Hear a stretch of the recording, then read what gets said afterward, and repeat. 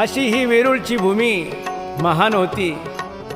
सिद्धेश्वराची स्थापना करून बाबा नंतर औरंगाबाद येथे शिवनगरमध्ये हनुमान टेकडीजवळ आले. जमीन मिळाली, तिथेही जनेश्वराची शिवालयाची स्थापना उभारणी केली. अनेक खोल्या बांधल्या, वसतिगृह बांधले. शिक्षणाबरोबरच धार्मिक शिक्षण, पहाटे लवकर उठून स्नान, ध्यान, पूजा, श्रमदान, अभ्यास इत्यादी सुसंस्कार या आश्रमातून होऊ लागले. औरंगाबाद येथे आश्रमाचे काम करत असताना उन्हाळ्याचे दिवस होते आणि बाबाजी डोलीत बसायचे, काम बघत कोण कसा काम करतो म्हणून. आणि अशा वेळेस उन्हामुळे बाबाजींनी अंगातली कपनी काढून ठेवलेली होती. एवढ्यात एक छोटा मुलगा दर्शनासाठी आला. दर्शन घेऊन बाबाला विचारू लागला की बाबा तुमची पाठ दाबू का? बाबांनी सांगितलं होय दाब. तो मुलगा बाबांची पाठ दाबत असताना बाबांना म्हणाला, बाबाजी तुमच्या पाठीवर एक असे चिन्ह आहे आणि ते असं सांगतं की तुम्हाला फार मोठा गुप्त धनाचा साठा सापडला असावा. हे खरं आहे की नाही? तेव्हा बाबाजीने सांगितलं होय. पण तुला हा अभ्यास कसा केला, कसा आहे? मुलाने सांगितलं, आम्ही ज्योतिषी आहोत. हे माझे वडील तुमच्या पायाजवळ बसले. तुमचे पाय दाबतायत, ते माझे वडील आहे. आम्ही दोघं गुलबर्ग्याचे आहोत. आपली कीर्ती ऐकून आम्ही आपल्या दर्शनाला आलो. तुमचे पाय आम्हाला दाखवा. जेव्हा पायावर चिन्ह पाहिले तेव्हा ते ज्योतिषी व मुलगा आणि वडील पाय डोक्याला लावायला लागले, हात डोक्यावर घ्यायला लागले आणि सांगितलं, बाबा तुम्ही साक्षात ईश्वरी अवतार आहात. तुमच्या पायावर ऊर्ध्वरेषा आहे, पद्म आहे, कमळ आहे, बोटावर 10 चक्र आहे, तळ हातावर 11 त्रिशूळ आहे, धर्मध्वज आहे, उजव्या अंगठ्याच्या खाली सूर्य आहे. असे अनेक दिव्य चिन्ह हातापायावर होते. मुलगा व वडील या दोघांना बाबांनी यथोचित दानदक्षिणा देऊन, फळाचा प्रसाद देऊन त्यांचा सत्कार केला. आणि त्यानंतर थोड्याच दिवसात भगवान जनेश्वराची प्राणप्रतिष्ठा वैशाख शुद्ध तृतीया गुरुवार दिनांक 25/4/1974 या महापर्व काळावर जनार्दन स्वामींच्या शुभ हस्ते संपन्न झाली. त्यानंतर बाबांचं लाल दगडाच्या खाणीतून दगड काढणं, फोडणं, दगड घडवणं चालूच होतं. औरंगाबाद आश्रमात जवळजवळ सर्व कामे झालेली होती. मंदिर, कुटिया, भंडारघर, वसतिगृह, आल्या गेल्यांना निवासाची सोय, आश्रमालगतच एक मोठी बारव होती. त्या विहीर बारवमध्ये भला मोठा ब्रह्मराक्षस राहत होता. तो अनेकांना त्रास द्यायचा हे जनार्दन स्वामींच्या लक्षात आलं. आणि एक दिवस नित्यनियम विधी करत असताना जनार्दन स्वामींनी डोळे झाकले. डोळे बंद करून उघडेनाच शिष्यगणांना वाटलं, बाबा दररोज प्रवचन करायचे, आज बोलत का नाही, डोळे झाकलेले. आणि काही क्षणात बाबांनी डोळे उघडले आणि म्हणाले, पोराओ, या ठिकाणी फार मोठा ब्रह्मराक्षस राहत होता. तो आता 7 डोंगराच्या पलीकडे काढून दिला. या आश्रमात कोणालाही त्रास होऊ नये म्हणून डोळे झाकले होते आणि त्याला काढून दिलं. हा जो आश्रम आहे शिवनगरमध्ये तो फार पुण्यवान आहे, कारण या ठिकाणी एक सत्पुरुष निपट निरंजन यांचं दिव्यस्थान आहे, समाधीस्थान आहे. आणि म्हणूनच या भूमीमध्ये जनेश्वराची स्थापना, गोरगोर मुलांची वसतिगृह, देवाची इच्छा होती म्हणून बाबाकडून हे दिव्य कार्य करून घेतलं. आश्रमाच्या काही अंतरावर हनुमान टेकडी आहे. हनुमान टेकडीवर मारुती मंदिराचा जीर्णोद्धार केला. जाण्यासाठी येण्यासाठी छोट्या छोट्या पायऱ्या जनार्दन बाबांनी करण्याचं ठरवलं. भक्तगणा समवेत पाण्याचं टिपाड, डबे, बादल्या घेऊन जायचे. आणि एक दिवस जवळजवळ काम आटपून संध्याकाळी जनार्दन स्वामी, सेवेकरी, श्रमदान करणारे सर्व खाली आले. थोडी रात्र झाली. श्री बाबाजींच्या ध्यानात आलं की सर्व आणलं, पण एक पाण्याचं टिपाड तेथे राहिलं. अशा वेळी श्री माधवगिरी बाबा जास्त जवळचे वाटले. त्यांनी लगेच बाबांना बोलवलं आणि सांगितलं, आत्ताच्या आत्ता एका जोडीदार घेऊन टिपाड घेऊन जा. गुरु आज्ञा म्हणून माधवगिरी बाबा गेले. टेकडीवर पोहोचले, पण जाताना कोणी नव्हतं. मंदिरात गेले, दर्शन घेतलं. तेवढ्यात बाल स्वरूपात प्रत्यक्ष हनुमंताचं दर्शन माधवगिरी बाबाला झालं. राम लक्ष्मण जानकी जय बोलो हनुमान की. राम लक्ष्मण जानकी जय बोलो हनुमान की. राम लक्ष्मण जानकी जय बोलो हनुमान की. राम लक्ष्मण जानकी जय बोलो हनुमान की. राम लक्ष्मण जानकी जय बोलो हनुमान की. राम लक्ष्मण जानकी जय बोलो हनुमान की. राम लक्ष्मण जानकी जय बोलो हनुमान की. राम लक्ष्मण जानकी जय बोलो हनुमान की. राम लक्ष्मण जानकी जय बोलो हनुमान की. माधवगिरी बाबा हनुमंताचं दर्शन घेतलं. खाली आले. बाबांनी डायरेक्ट विचारलं, बाबा झालं का दर्शन? तेव्हा बाबाजी म्हणाले, होय बाबाजी, आणि म्हणून तर तुला पाठवले होते. श्री बाबाजींनी माधवगिरी बाबांना दररोज जनेश्वराची पूजा, आल्या गेल्यांची सेवा, जेवण हे सर्व करून कॉलेजला जाणं, विधिपूजा करणं, ही सर्व सेवा बाबांनी सोपवली होती. अशी ही सेवा बाबांची चालायची. नित्यनेम सुरू झाला. अशी ही भूमी जागृत होती.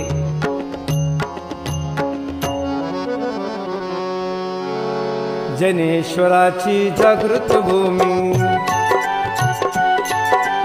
जनेश्वराची जागृत भूमी निर्माण केली औरंगाबादी.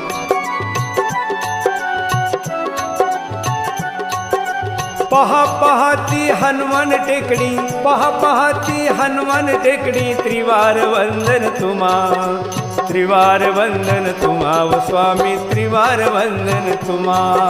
त्रिवार वंदन तुम्हा स्वामी, त्रिवार वंदन तुम्हा. त्रिवार वंदन तुम्हा स्वामी, त्रिवार वंदन तुम्हा. आणि त्यानंतर श्री बाबाजी पालखेड, तालुका वैजापूर, जिल्हा औरंगाबाद येथे आले. अति प्राचीन मंदिर.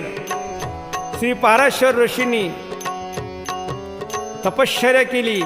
ती तपोभूमी, तिथे जीर्ण झालेले हे पारेश्वर मंदिर, आणि त्या मंदिराचा जीर्णोद्धार करण्याचं जनार्दन बाबांनी ठरवलं.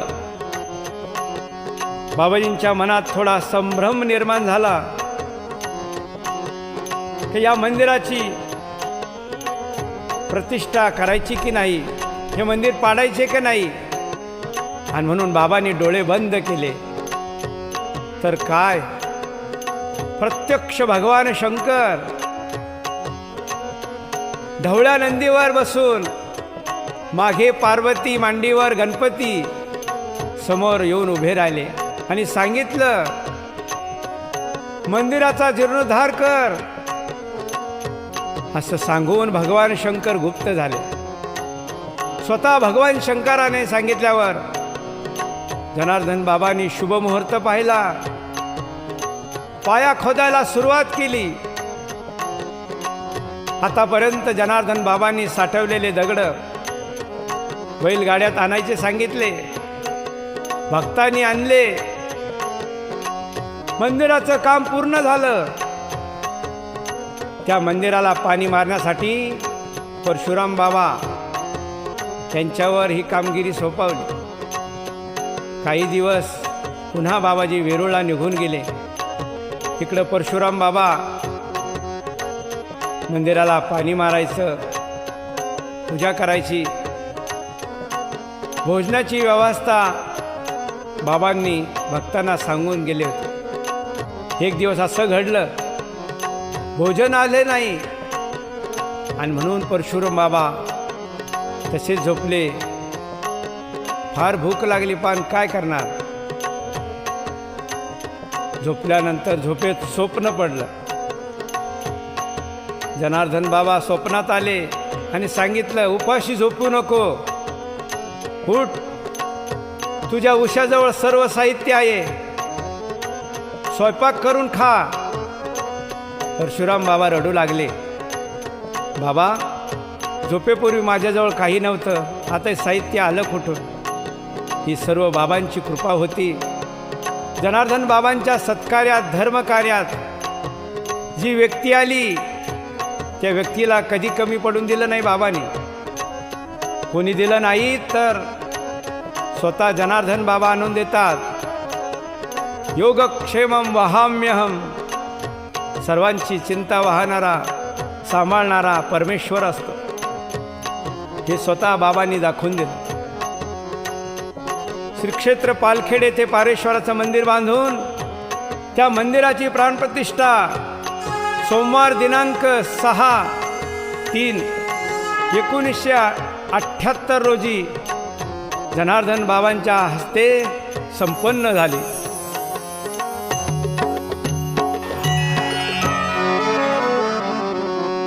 पालखेडचा पेशा भारी, पालखेडचा पेशा भारी, पवित्र नगरी केली तुम्ही. पालखेडचा पेशा भारी, पवित्र नगरी केली तुम्ही. पारेश्वराशी पाहुनी मंगल, पारेश्वराशी पाहुनी मंगल, त्रिवार वंदन तुम्हा, त्रिवार वंदन तुम्हा व स्वामी, त्रिवार वंदन तुम्हा. त्रिवार वंदन तुम्हा स्वामी, त्रिवार वंदन तुम्हा, त्रिवार वंदन तुम्हा स्वामी, त्रिवार वंदन तुम्हा. अशी ही पारेश्वराची भूमी पावन झाली. पुन्हा जनार्दन स्वामी वेरूळ आश्रमात आले. थोड्या दिवसात काही पुलतंब्याची मंडळी आली आणि बाबांना म्हणाली,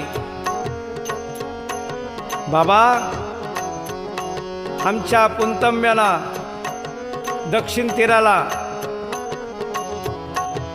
चांगदेव महाराजांची समाधी असून प्राचीन काशी विश्वराचं मंदिर आहे, त्याचा जीर्णोद्धार करायचा आहे. आपण यावं आणि त्या मंदिराचा जीर्णोद्धार करावा अशी विनंती केली. श्री बाबाजींनी त्यांना नारळ प्रसाद दिला. ती मंडळी पुन्हा पुलतंब्यांना निघून गेली. बाबा काहीच म्हणले नाही. असं 2-3 वेळेस झालं. ती मंडळी यायची आणि बाबा काही बोलायचे नाही म्हणून ती मंडळी निघून जायची. एक दिवस मात्र बाबांनी मुहूर्त पाहिला आणि पुलतंब्याला पोहोचले. गावातील सर्व मंडळी, ग्रामस्थ सर्वांना आनंद झाला. टाळ मृदुंगाच्या गजरात बाबांचं स्वागत केलं. सत्संग शोभायात्रा काढली. मंदिराजवळ आली. बाबांच्या हस्ते भूमिपूजन केलं. व्यासपीठावर प्रवचन झालं. थोड्या दिवसात जुनं मंदिर काढून काशी विश्वनाथाचं, काशी विश्वेश्वराचं मंदिर पूर्ण झालं आणि पुन्हा बाबा त्र्यंबकेश्वरला निघून गेले. कारण बाबाजी या मंडळीवर थोडे नाराज होऊन गेले. एवढंच नाही तर जवळजवळ 13 वर्ष श्री बाबाजी पुणतांब्याला आले नाही. आणि त्यानंतर ती सर्व मंडळी बाबाजीकडे आली, बाबांची क्षमा मागितली. नतमस्तक होऊन बाबा मंदिराची प्राणप्रतिष्ठा व्हावी असा आग्रह धरला. संत दयाळू मायाळू असतात. पुन्हा बाबा पुणतांब्याला आले आणि दिनांक 19/8/1984 रोजी काशी विश्वेश्वर महादेवाची प्राणप्रतिष्ठा संपन्न झाली. पुणतांब्याचा महिमा भारी,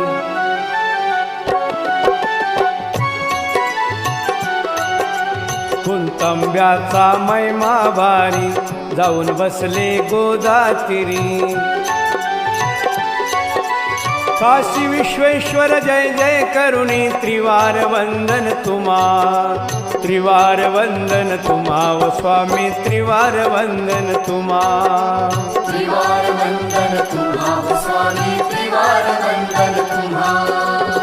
आणि त्यानंतर श्री बाबाजी त्र्यंबकेश्वर येथे आले.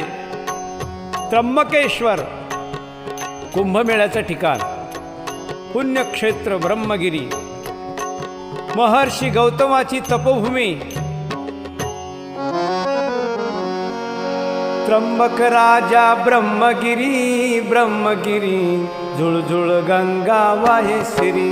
त्र्यंबक राजा ब्रह्मगिरी, ब्रह्मगिरी, झुळझुळ गंगा वाहे श्री.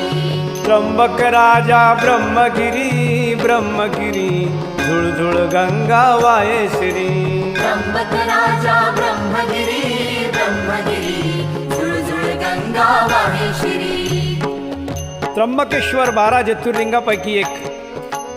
अशा या पुण्यभूमीत श्री निवृत्तीनाथ महाराजांच्या मंदिरासमोर जनार्दन बाबांनी आश्रम मंदिरासाठी जागा निवडली. ती भूमी, ती जागा रामभाऊ कोरडे यांची. ती खरेदी करून लगेच छोटीशी कुटिया, स्वयंपाकघर तयार केले. सर्व त्र्यंबक नगरीतील सर्वांना मिष्टान्नाच्या पंक्ती, महाप्रसाद दिला. आजूबाजूला खोल्या बांधून भगवान हृदयेश्वराचं भूमिपूजन करून पाया खांदायला सुरुवात केली. मंदिराचं काम 6 दुमिस्तरी 40 गाव हे करत होते. ट्रकाच्या ट्रका दगडाच्या गाड्या येऊ लागल्या. संगमनेर घाटात पश्चिमेला लाल दगडाची खाण सापडली. तेथून सर्व लाल दगड त्र्यंबकेश्वरला येत होता. आणि मंदिराचं काम, चुना मळायचं काम परशुराम बाबा हे सेवेकरी करत होते. मंदिराचं काम प्रगतीपथावर चालू होतं. पण या मंदिराच्या कामासाठी संजीवनी कारखान्याचे चव्हाण साहेब यांची कोपरगाव येथे श्री बाबुराव बाबांची भेट घेतली. हे बाबुराव बाबा चव्हाण साहेबांना भेटले. त्यांच्या मार्फत त्यांच्या काही मित्राच्या ट्रक होत्या व त्यांची स्वतःची गाडी. मित्राच्या ट्रका श्री कोले साहेबांना भेटून चव्हाण साहेबांनी बाबुराव बाबाची भेट घालून दिली आणि सांगितलं, आपल्या कारखान्याचा चुना व संगमनेर येथील मंदिरासाठी लागणारा दगड, विनामूल्य सेवा, वाहतुकीसाठी सोय आपण करावी. साहेबांनी होय म्हणलं. श्री बाबुराव बाबा कामाला लागले. आश्रमाची जमीन आवणे खास खळग्याची होती. बाबांनी श्रमदानाद्वारे भक्तासमवेत सपाटी करून स्वतः बाबा कामावर बसायचे.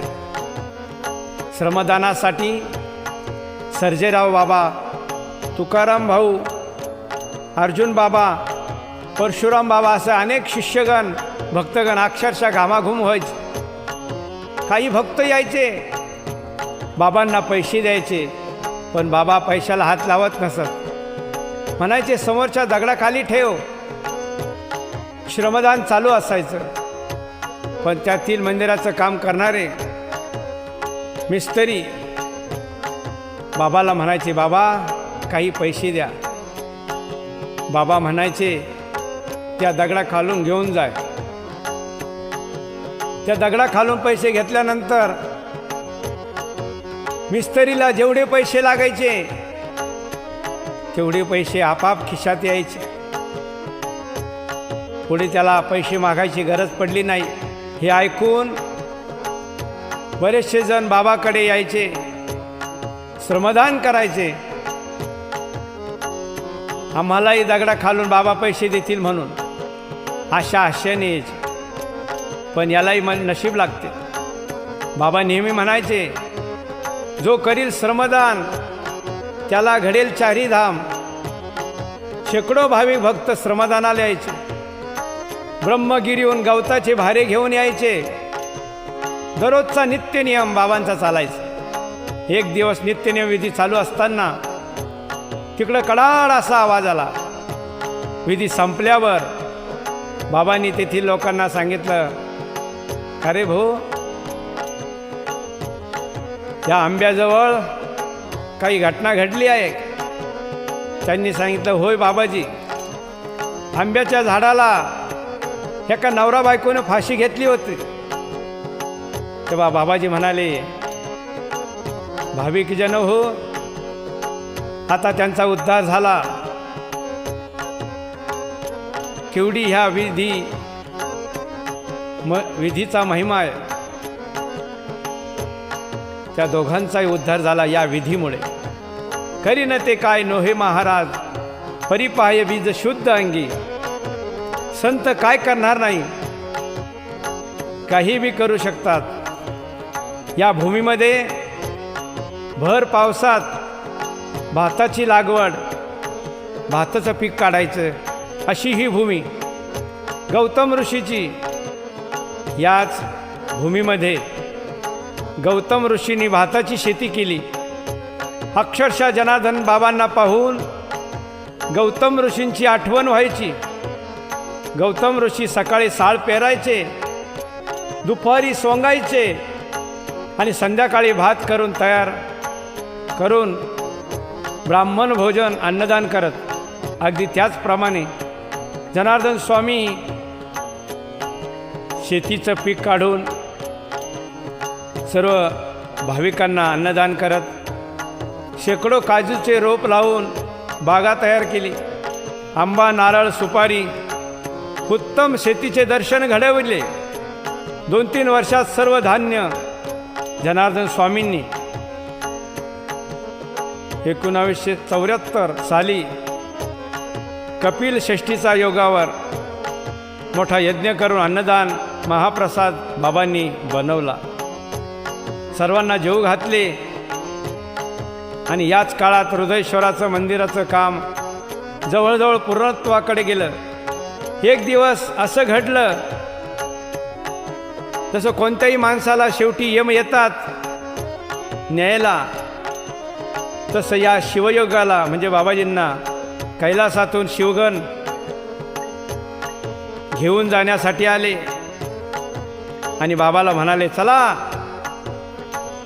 आम्ही तुम्हाला न्यायला आलो. बाबा म्हणाले, अजून 2-3 मंदिराचं काम अपूर्ण आहे, ते झालं का मी येईल. असे म्हणतात ते शिवगण निघून गेले. याच काळात श्री भाऊ पाटील लहानपणापासून बाबांच्या सेवेत होते. त्यानंतर श्री बाबाजींनी लगेच भगवान हृदयेश्वराची प्राणप्रतिष्ठा करण्याचा मनोदय अभिव्यक्त केला. भव्य दिव्य शिव पंचायतन याग, ज्ञानेश्वरी पारायण एकनाथी भागवत पारायण, चारी वेदाचं पारायण, श्रीमद भागवत पारायण व अखंड हरिनाम सप्ताह, भजन पूजन, गाथा भजन, काकडा, कीर्तन, प्रवचन असे मोठे मोठे कार्यक्रमाचं आयोजन केलं. वेदोनारायण श्री रामशास्त्री दीक्षित व वेदोनारायण श्री बाबूराव शिकरे परिवार या दोन्हींनी सर्व ब्राह्मणांनी वादविवाद न घालता एकोप्याने ही प्राणप्रतिष्ठा करावी असे बाबाजी म्हणत त्यांना हात जोडून सांगितले. आणि नाही केली तर बाबा एक भस्माची पोडी पिंडीखाली शिवलिंगाखाली स्थापन करून बाबा निघून जातील. तेव्हा या दोघांमधील वाद मिटून सर्व ब्रह्मवृंदांनी एक मताने निर्णय दिला आणि अक्षय तृतीयेला 1975ला श्री हृदयेश्वराची प्राणप्रतिष्ठा जनार्दन स्वामींच्या हस्ते संपन्न झाली. या कार्यात श्री भाऊ पाटील, त्र्यंबकेश्वर येथील भक्तमंडळ, सेवेकरी यांच्या विशेष सहकार्यानं हा कार्यक्रम पार पडला. श्री चव्हाण साहेब व सौ हे दोघे यज्ञपूजाला बसले होते. यज्ञाची पूर्णाहुती झाली आणि त्यानंतर महाप्रसादाच्या पंक्ती उठल्या. त्र्यंबकेश्वरचा त्र्यंबक राजा, त्र्यंबकेश्वरचा त्र्यंबक राजा, पाहुनी माझा टेकल माता. त्र्यंबकेश्वरचा त्र्यंबक राजा, पाहुनी माझा टेकल माता. हृदयेश्वराचा कळस कौतुका, हृदयेश्वराचा कळस कौतुका. त्रिवार वंदन तुम्हा, त्रिवार वंदन तुम्हा व स्वामी, त्रिवार वंदन तुम्हा. त्रिवार वंदन तुम्हा व स्वामी, त्रिवार वंदन तुम्हा. त्यानंतर श्री बाबाजी पुन्हा वेरूळला आले. काही दिवस थांबले. आश्रमाचे सर्व कामं करून पुन्हा नाशिकला आले. 7 फेब्रुवारी 1976 रोजी श्रीमती मंजुळाबाई महादू भडके यांच्याकडून 8.5 एकर जमीन विकत घेतली. त्यातून 1.5 एकरमध्ये नाशिक औरंगाबाद रोड लगत आश्रम उभारला. या कामासाठी, श्रमदानासाठी ओझर येथील HAL मधील सर्व सेवक मंडळी, विशेष नारायणभाऊ लोळे, वसंतभाऊ सोनवणे, फुलमामडीकर, अनेक भक्त सेवेकरी सेवा करत होते. त्र्यंबकेश्वरपासून हे सेवेत रुजू आहे. श्रमदानातूनच हा आश्रम उभा राहिला. जवळच कपिला गंगा धो धो वाहायची. नाशिक हे कुंभमेळ्याचं ठिकाण, पवित्र स्थान, भगवान श्रीरामांच्या पदस्पर्शानं पावन झालेली भूमी. अशा भूमीत, तपोवनात श्री बाबाजींनी शर्वाईश्वर महादेव मंदिराचं काम सुरू केलं. मंदिराचं काम 40 गावचे कुमावत मिस्त्री यांच्याकडे सोपवलं. मंदिराचं बांधकाम करताना दगड व चुना याचा वापर केला जात होता. दगड व चुना ट्रकनी आणणे, घेऊन जाणे हे काम बाबूराव बाबा हे करत होते. श्री बाबूशेठ शिंदे यांचा पेट्रोल पंप असायचा. बाबूराव बाबा चुन्याच्या ट्रका पेट्रोल पंपावर नेत असत. अशी ही सर्व सेवा जवळजवळ श्रमदानातून होत होती. देवा, या मंदिराचं काम करत असताना स्वतः जनार्दन बाबा मंदिराजवळ बसायचे. मोठा पहाड बांधून मंदिराच्या खांडक्या वेगवेगळे दगड बाजूला करत असत. कोणता दगड, कोणती खांडकी कुठं लावायची हे मिस्त्रीला सांगत. त्यामुळे मंदिराचं काम सुंदर होतच. आणि याच काळात मंदिराचं काम चालू असताना अनेक दुःखी, कष्टी, रोगी, वेडे लोक बाबाजवळ यायचे. बाबा, माझ्या मुलाच्या पोटात गोळा दुखतो, बराच होत नाही. बाबा त्यांना विभूती द्यायचे आणि तो बरं व्हायचं. एक वेळा 10 जणाला ऐकत नसे, साखळ दंडाने बांधून आणला, बाबाजी पुढे उभा केला. बाबाजी हा वेड्यासारखा करतो. बाबांनी विभूती दिली की तो चांगला व्हायचा. कोणी म्हणायचे बाबा मला नोकरी नाही, विभूती द्या. त्या विभूतीनं त्या माणसाला लगेच नोकरी लागायची. कोणाला मुलं होत नसे, बाबाजीकडून विभूती नारळ घेऊन जायचे, तो प्रसाद म्हणून खायचे, तर त्यांना पुत्रप्राप्ती व्हायची. असे दिव्य अनुभव नाशिक आश्रमात भक्तांना यायचे. मंदिराचं काम पूर्णत्वाला गेलं. 1979 साली अक्षतृतीयाला श्री शर्वेश्वर महादेवाची प्राणप्रतिष्ठा संपन्न झाली.